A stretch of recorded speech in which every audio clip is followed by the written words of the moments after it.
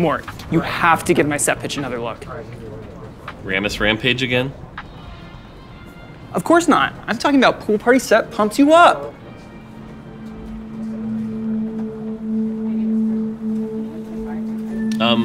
Yeah, let's talk about it later. I gotta go.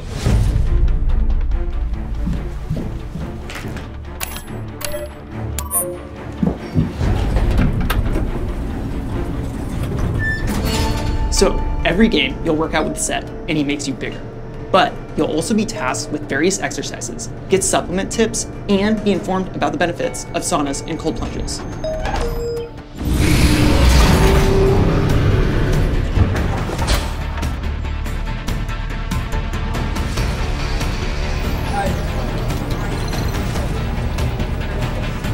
It's go time. Always has been.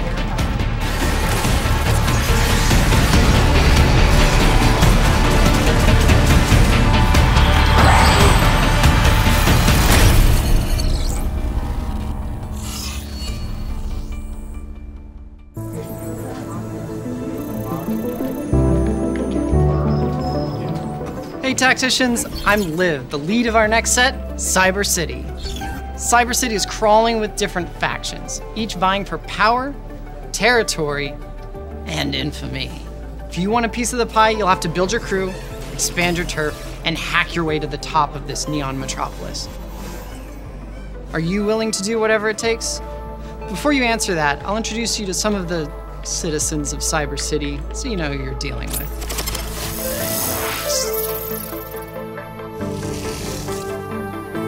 Street Demons is the perfect trait to make your mark on the mean streets of Cyber City.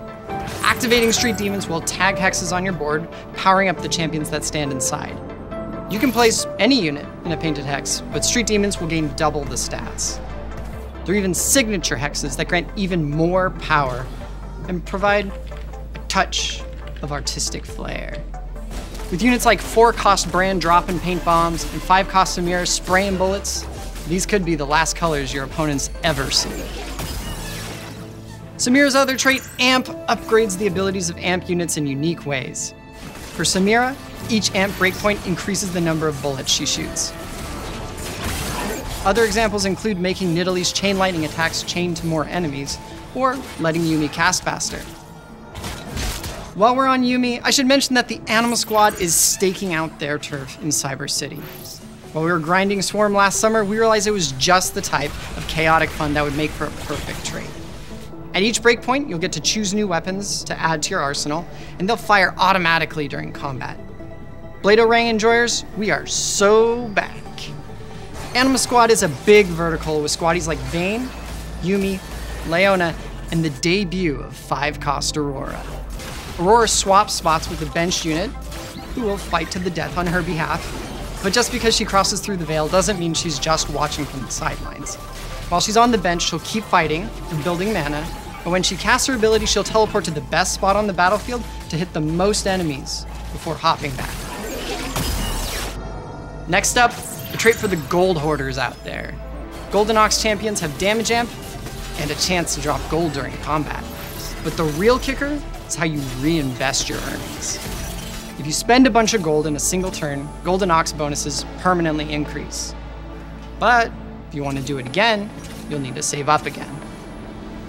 And you know what they say, sometimes you gotta spend money to make money. Golden Ox's 5-cost Viego dives into big clumps of enemies. But the coolest part about him is that he gets a hologram copy of the strongest enemy he killed last round, items and everything. And for those of you with an even higher risk tolerance, look no further than Cypher. Similar to Heartsteel earning hearts, Cypher champions gather intel by losing combat or killing enemies. The more Cypher champions you enlist, the more intel you get. But here's the catch. You'll only be able to trade your intel for loot once, and you'll only have a couple opportunities to do so. Will your secrets and blackmail give you the upper hand? Or will you stay jacked in too long and get burned? Hold on, I gotta take this. Yeah. No.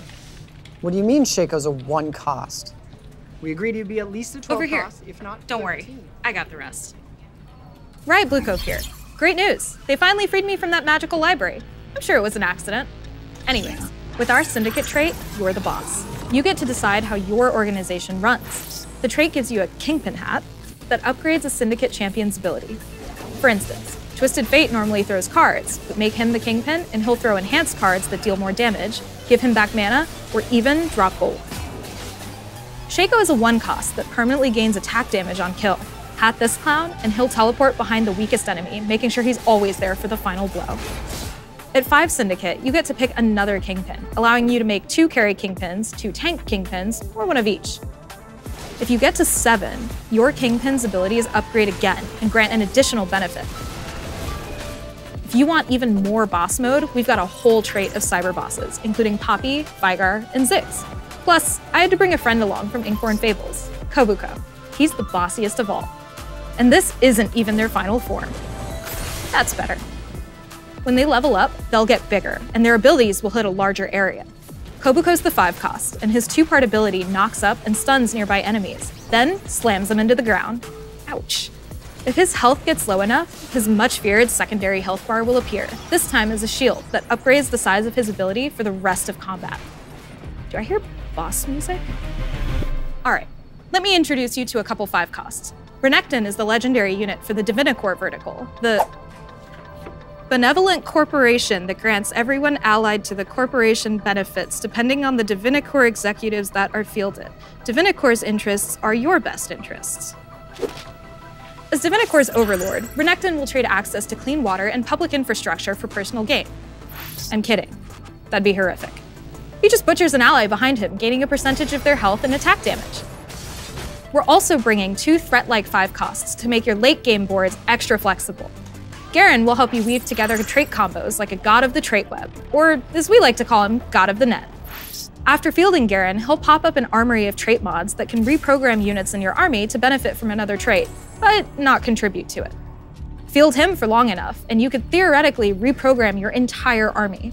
You can have as many trait mods as you have units, but every time you pick one, the number of rounds you have to wait will increase by 1.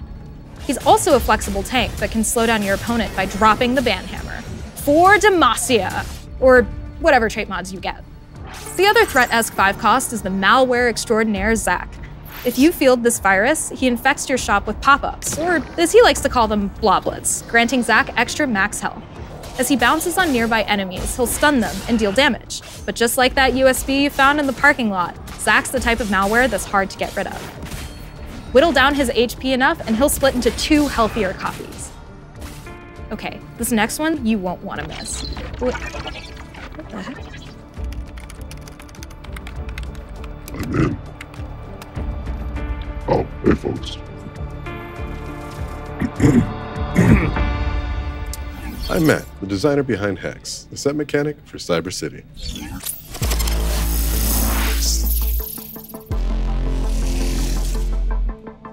Hacks have infiltrated core TFT systems, like opening encounters, shops, orbs, carousels, even augments.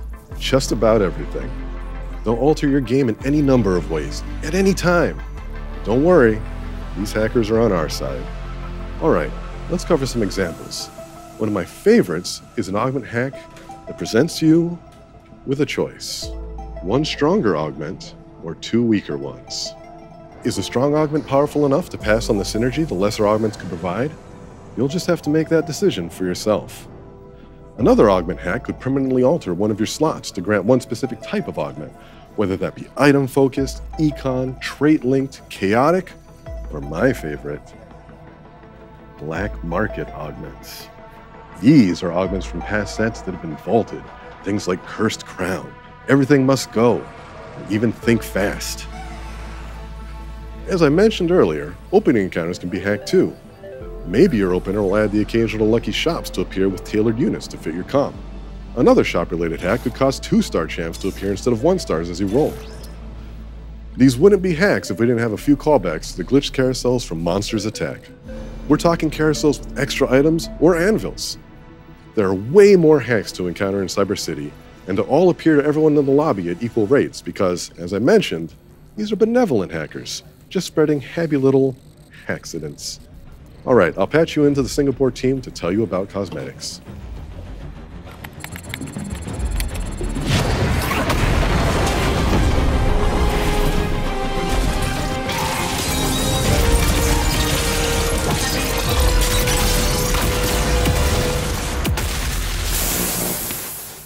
Wow, how do we follow that? She just shot that poor River Sprite through a building. I'm not sure, but we'll have to try. Hi everyone, Tommy and I are back with a snapshot of the cosmetics coming with Cyber City's release patch, and a little bit beyond.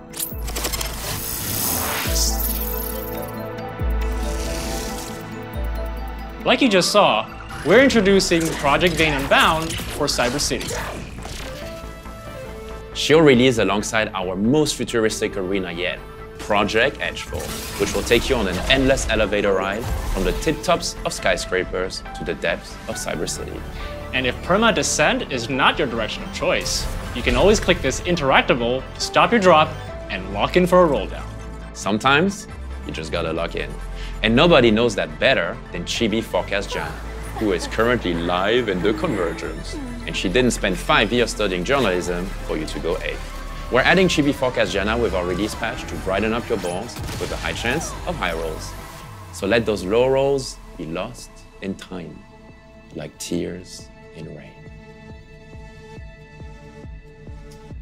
After that, just one patch into Cyber City, we'll be adding the set's Prestige Chibi Technician.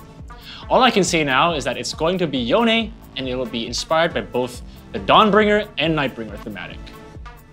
All right, before we pass it up to the Double Up team for an exciting update, we want to share one more thing that's been swirling in our minds.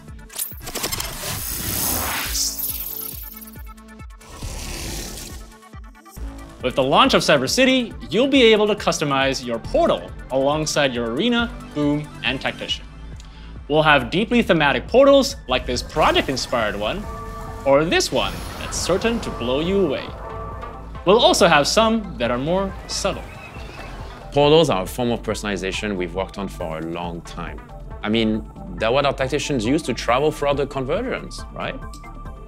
We'll have more information on which are being released and how they'll be obtained closer to the set's launch. All right, shall we play a game of Double Up?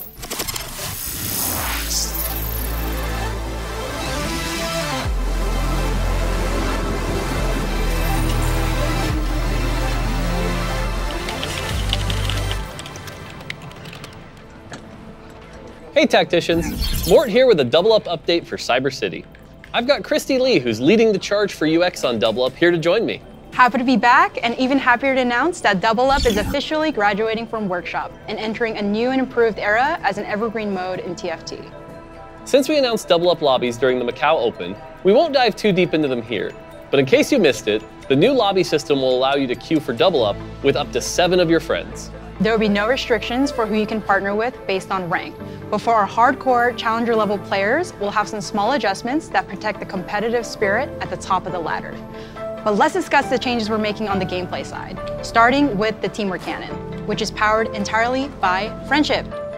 The Teamwork Cannon is replacing the Rune of Allegiance to be Double Up's new way to send champions to your teammate. And now, you'll be able to trade items too. Which you can do at any time in planning or combat. Yep. It'll remain on your bench for your convenience. Once you send something, it'll go on cooldown for a few combat rounds. We're also updating GIF armories. GIFs are free again, and we're implementing some clarity and visual improvements such as team colors, updated lobby screens, and more that should make you feel more like a team. And this is just the beginning. Double Up has become an essential part of TFT, and we're committed to giving it the time and attention it deserves. Synergy! Thanks for tuning in for our Double Up update. Next up, esports. Double Up updates? Interesting. Something for our pros to consider. I'm Max, and I'm here to share upcoming additions to our TFT competitive ecosystem.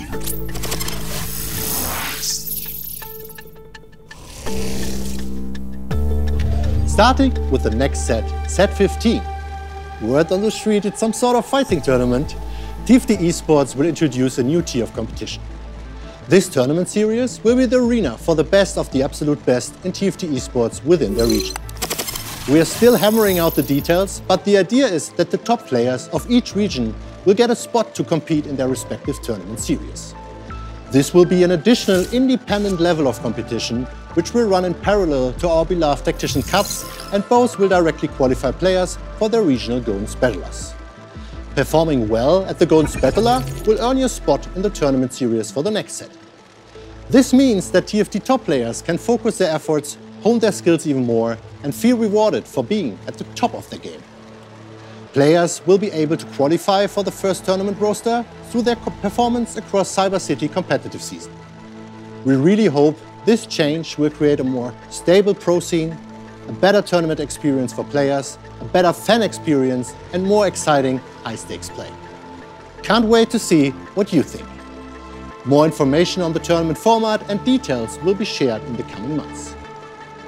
We've come a long way since the start of TFT Esports, and we want to make sure we keep developing our ecosystem in line with the growing range of skill levels we see. But the core promise of TFT Esports remains. Anyone, from anywhere, can come out of the woodwork and reach for the crown or belt.